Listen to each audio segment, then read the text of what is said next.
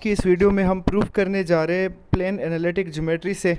और प्रूफ है area of triangular reason के बारे में कि ट्रायंगुलर रीजन का एरिया हमारे पास किस चीज़ के बराबर होता है।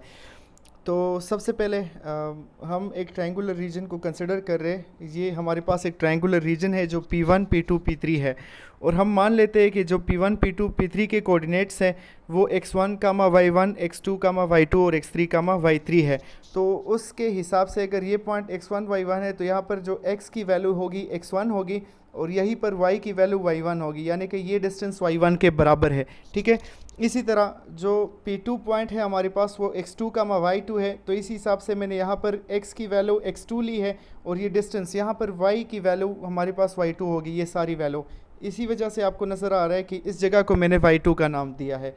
फिर सिमिलरली P3 पॉइंट हमारे पास x3, y3 है, यानी कि ये पॉइंट x3 है और ये सारा डिस्टेंस y3 के बराबर है क्योंकि यहाँ पर हमारे पास y3 होगा। ठीक हो गया। तो हमने ये फिगर बना लिया है। अब हमें करना क्या है, इस P1, P2, P3 का जो एरिया है इस ट्रायंगुलर रीजन का, इसको हमने कैलकुलेट करना है इस फिगर की मदद से।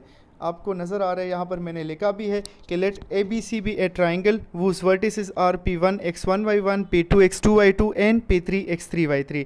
फिर नेक्स्ट स्टेप हमारा ये होगा कि project P1A, P2B and P3C upon x axis.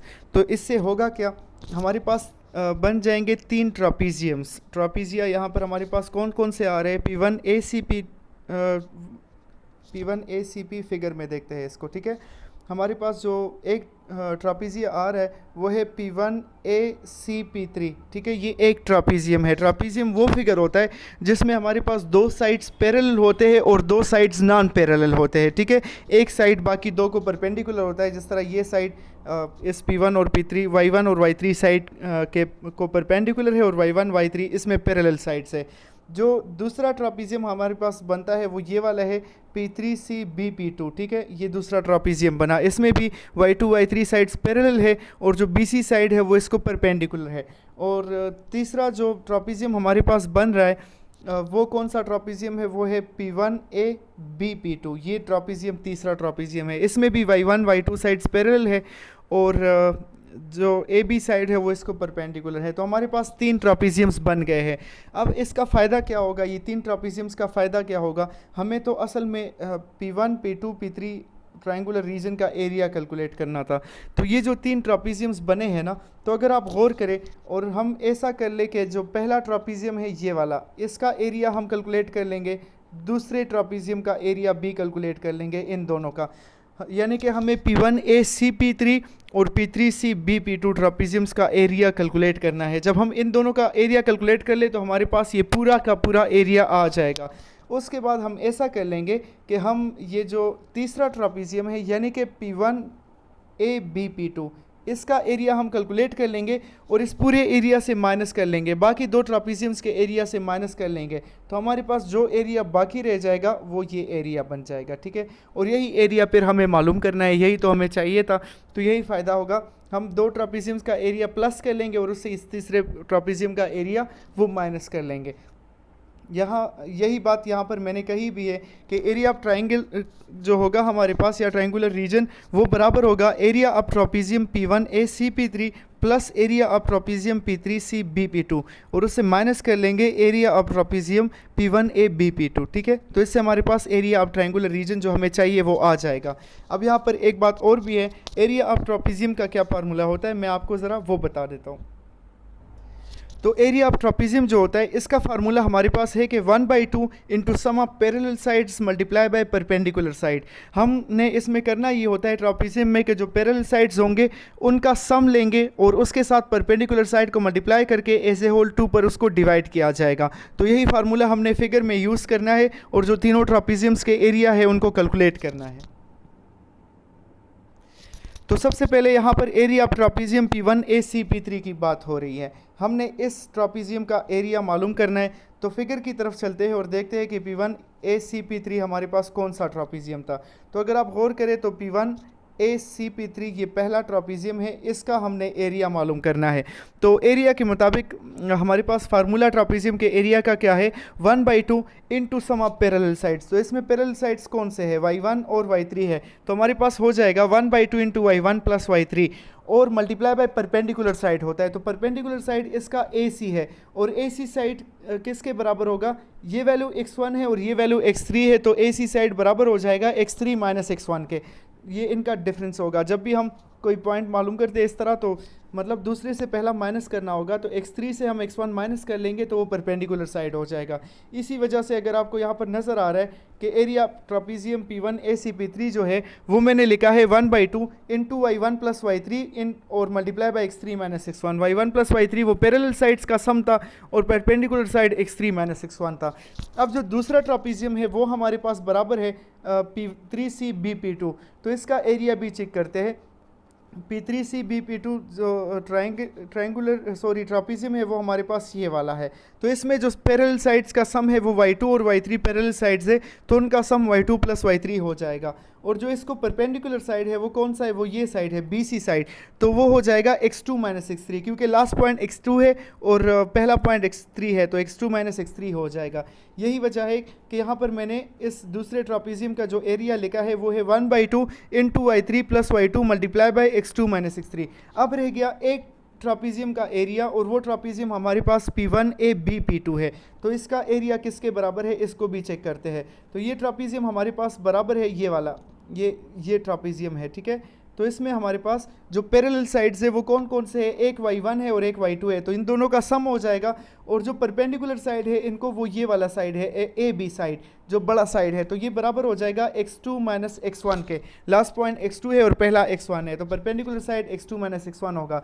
तो इस ट्रापीजियम का जो एरिया हमारे पास आ जाएगा वो होगा 1/2 into y1 plus y2 multiply by x2 minus x1। तो इसको भी वहाँ पर पुट कर लेते हैं, ठीक है। तो यहाँ पर आप देखें मैंने यहाँ पर इस ट्रापीजियम का जो एरिया है वो यहाँ पर लिखा भी है कि 1/2 y1 plus y2 into x2 minus x1। तो अब हमें सिंपल ये करना है कि इन वैल्यूज़ को मल्टीप्लाई करके सिम्प्लीफाई करना है और देखते हैं कि फिर इससे हमारे पास रिजल्ट क्या आएगा और ट्राइंगुलर रीजन का एरिया क्या बनेगा। अब मैंने इन सारी वैल्यूज़ को मल्टीप्लाई करना है, ये बात जहन में रखें। आपके पास ये जितनी वैल्यूज़ भी है इनका मल्टीप्लिकेशन 1/2 सबसे पहले इनमें से कॉमन कर लेंगे, क्योंकि सब में 1/2 मौजूद है। तो पहले x3y1 मल्टीप्लाई हो जाएंगे, फिर माइनस x1y1, फिर प्लस x3y3 और फिर माइनस x1y3 आ जाएगा। उसके बाद x2y3, फिर x3 माइनस x3y3, फिर प्लस x2y2 और फिर माइनस x3y2। सबसे लास्ट में यहाँ पर बाहर माइनस साइन भी है, तो इसका ख्याल रखना है। तो पहली वैल्यू माइनस x2y1 हो जाएगी, दूसरी एक माइनस यहाँ पर मौजूद है और बाहर है और दूसरा x1 के साथ भी है, तो ये प्लस हो जाएगा, तो प्लस x1y1 आ जाएगा। उसके बाद माइनस x2y2 और लास्ट में फिर से प्लस x1y2। तो ये सारी मल्टीप्लिकेशन हो गई। नेक्स्ट पेज पर मैंने ये किया हुआ है, यहाँ पर आपको नज़र आ रहा है हमारे पास मल्टीप्लिकेशन से ये रिज़ल्ट आ गया है। तो अब इस रिज़ल्ट के आने के बाद अगर आप गौर करें तो ये माइनस x1y1 जो है ये प्लस x1y1 के साथ कैंसिल हो जाएगा। उसके बाद ये प्लस x2y2 कैंसिल हो जाएगा माइनस x2y2 के साथ, और प्लस x3y3 कैंसिल हो जाएगा यहाँ पर माइनस x3y3 के साथ। तो ये 6 टर्म्स हमारे पास कैंसिल हो जाएंगे और जो बाकी 6 टर्म्स आए हैं तो उनको मैंने यहाँ पर इस तरतीब में लिखा है। पहले मैंने x1 वाली वैल्यूज़ जिनमें x1 इन्वॉल्व है तो वो वैल्यूज़ लिखी है, वो ये वाली वैल्यू है x1y2 और दूसरी वैल्यू ये है माइनस x3y1 माइनस x1y3। उसके बाद x2 वाली वैल्यूज़ लिखी है प्लस x2y3, एक ये वाली वैल्यू हो गई, और फिर माइनस x2y1। और उसके बाद x3 वाली जो वैल्यूज़ है वो है x3y1 और माइनस x3y2। तो ये सारी वैल्यूज़ मैंने एक तरतीब में लिख ली है। अब हमें नेक्स्ट स्टेप ये करना है कि इनमें से कॉमन लेना है इन वैल्यूज़ में। तो इन दोनों वैल्यूज़ से मैंने x1 को कॉमन कर दिया, तो ये इक्वल हो जाएगा y2 ब्रैकेट में y2 माइनस y3 आ जाएगा। यहाँ से मैंने इन दोनों से प्लस x2 की जगह माइनस x2 कॉमन किया है, उसकी वजह क्या है फिर मैं वो आपको बताता हूँ। और ब्रैकेट में जब मैंने माइनस x2 कॉमन कर लिया है तो यहाँ पर पहले प्लस y2 आ जाएगा और फिर माइनस y3 आ जाएगा, तो ये लिख लिया। और इन दोनों वैल्यूज से x3 कॉमन कर ले तो y1 माइनस y2 रह जाएगा। तो ये जो मैंने माइनस x2 मैंने कॉमन किया था उसकी वजह क्या थी, अगर आप इसको देखें ना, ये वैल्यूज़ को देखें, ये जो हमारे पास रिज़ल्ट फाइनली आ रहा है, तो इसकी जगह मैंने ये डिटरमिनेंट लिख लिया है। और ये इसकी वजह क्या है, उसकी वजह ये है ना कि अगर आप इस डिटरमिनेंट को फर्स्ट कॉलम से एक्सपेंड कर ले तो आपके पास एग्जैक्टली ये रिज़ल्ट आ जाएगा। इसका मतलब ये हुआ कि ये जो हमारे पास रिज़ल्ट आ रहा है वो इस कॉलम की इस डिटरमिनेंट की एक्सपेंशन है, तो इसकी जगह मैंने ये डिटरमिनेंट लिख लिया है। और क्यों ऐसा है, अगर हम फर्स्ट कॉलम से एक्सपेंड करेंगे, अगर आपको डिटरमिनेंट की एक्सपेंशन याद हो तो फर्स्ट कॉलम से अगर मैं एक्सपेंड करूँगा तो हमारे पास प्लस x1 आ जाएगा और फिर y2 माइनस y3 आ जाएगा, y2 1 के साथ और माइनस y3, तो ये हमारे पास ये आ गया। दूसरे टर्म के साथ फर्स्ट कॉलम में माइनस साइन लगता है तो माइनस x2 आ जाएगा, और जिस रो में है और जिस कॉलम में है उसको क्रॉस कर लेंगे तो y1 माइनस y3 आ जाएगा हमारे पास। उसके बाद प्लस x3, तो प्लस x3 ये हुआ, ये x3 जिस रो में है जिस कॉलम में इसको क्रॉस करे तो y1 माइनस y2 आ जाएगा, और वो हमारे पास यहाँ पर मौजूद है। तो इसका मतलब ये हुआ कि जो हमारे पास एरिया अब ट्रायंगुलर रीजन है उसके लिए ये फार्मूला आ गया है कि 1/2 इंटू डिटरमिनेंट आप फर्स्ट कॉलम में x1 x2 x3 लिखेंगे, सेकंड कॉलम में y1 y2 y3 लिखेंगे और थर्ड कॉलम में 1 1 1 आएगा। तो क्वेश्चन में आपको 3 पॉइंट्स दिए जाएंगे और कहा जाएगा कि एरिया ऑफ ट्रायंगुलर रीजन जो है आप कैलकुलेट करें। तो जो तीनों पॉइंट्स के पहले कंपोनेंट है वो आपने इस कॉलम में लिखने हैं, दूसरे कंपोनेंट इस कॉलम में लिखने हैं और डिटरमिनेंट को एक्सपेंड कर देना है, तो आपको एरिया ऑफ ट्रायंगुलर रीजन इससे मिल जाएगा। यानी कि ये हमारे पास वो एरिया ऑफ ट्रायंगुलर रीजन का फार्मूला हुआ।